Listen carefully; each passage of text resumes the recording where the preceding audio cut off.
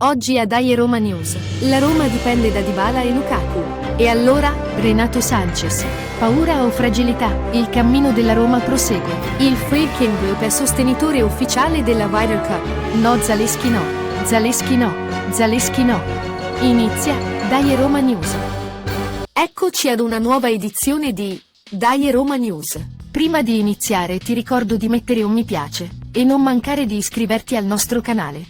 La trasmissione viene pubblicata ogni martedì. Queste sono le nostre notizie. Questo è il momento di Cuoco e tu, Roma, figlia mea. Sono oramai alcune settimane che i soliti giornalisti e addetti sportivi dichiarano con tono critico e pieno di sarcasmo che la Roma dipende da Dybala e Lukaku. E allora, dov'è la notizia? Cosa vogliono dire questi sapientoni? Per questi signori, che riempiono di critiche i loro articoli sui propri giornali, cosa vogliono intendere con ciò? Non è normale che due calciatori così forti ed unici possano essere determinanti per la squadra nella quale giocano. E forse il Napoli non dipende da Osimhen? Oppure l'Inter, da Lautaro e Thuram? O ancora il Milan da Leao e Giroud? Di queste squadre, i soliti sapientoni non trovano il modo di dire che dipendono dai loro giocatori campioni. E allora, Cuoco e vos, grandi criticoni, figli meis, quando metterete da parte la vostra infantile ostilità verso la Roma? Alla prossima!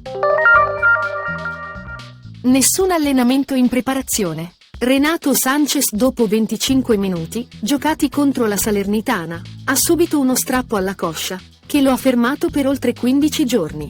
45 minuti ed un gol contro l'Empoli, per poi essere sostituito al secondo tempo. Sembrava finalmente sulla buona strada, ma Mourinho, facendolo giocare dopo solo 4 giorni, contro lo Sheriff Tiraspol, lo ha perso dopo solo 20 minuti della partita. A questo punto ci viene da pensare, ma il calciatore è realmente fragile, oppure è la paura, che spesso porta il giocatore a vivere il timore di un infortunio? Adesso è il momento di Il punto del mister. Il cammino della Roma prosegue con dei miglioramenti. Le ultime 3 partite disputate hanno senza dubbio evidenziato dei passi in avanti da parte dell'11 giallorosso. E se è vero che le vittorie con Empoli ed in Europa League sono arrivate contro avversari di scarso livello, il pareggio in casa del Torino ha visto la Roma disputare una buona partita. Senza dubbio Lukaku è un giocatore di caratura superiore, e la conferma di ciò è arrivata proprio negli ultimi incontri. La difesa, invece, ancora va registrata.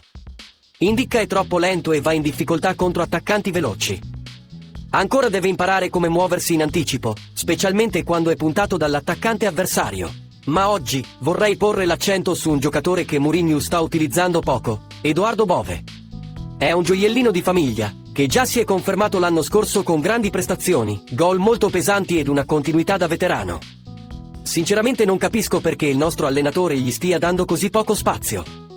Quando lui entra in campo, il centrocampo romanista trae sempre evidenti benefici. Ed anche la Roma tutta trae benefici grazie alla sua grinta, alla sua determinazione e anche ad una certa dose di intelligenza tattica e classe. Nell'incontro contro il Torino, ad esempio nel secondo tempo, sarebbe servito parecchio. Speriamo che dalle prossime partite si veda più con la maglia da titolare addosso. Ci lasciamo con questo augurio, Bove titolare dalla prossima.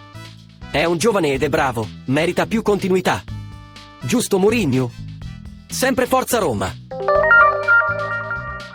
Il Friedkin Group annuncia la sottoscrizione di una partnership con la Ryder Cup 2023 e sarà quindi sostenitore ufficiale dell'evento, in programma dal 29 settembre al 1 ottobre 2023, presso il Marco Simone Golf Country Club di Roma. Questo è il messaggio del presidente Dan Friedkin. Il Friedkin Group è orgoglioso di essere partner della Ryder Cup 2023 e di sostenere un evento così importante per la città di Roma. La nostra passione per questa città è testimoniata dagli investimenti fatti in favore della AS Roma, e siamo contenti che gli appassionati romani potranno vivere uno degli eventi più importanti del mondo del golf. Il Friedkin Group condivide inoltre con la Ryder Cup l'impegno di far crescere il gioco a livello giovanile, ed è lieto di lavorare insieme per portare avanti questa causa comune. In conclusione siamo al momento di Parla Pasquino.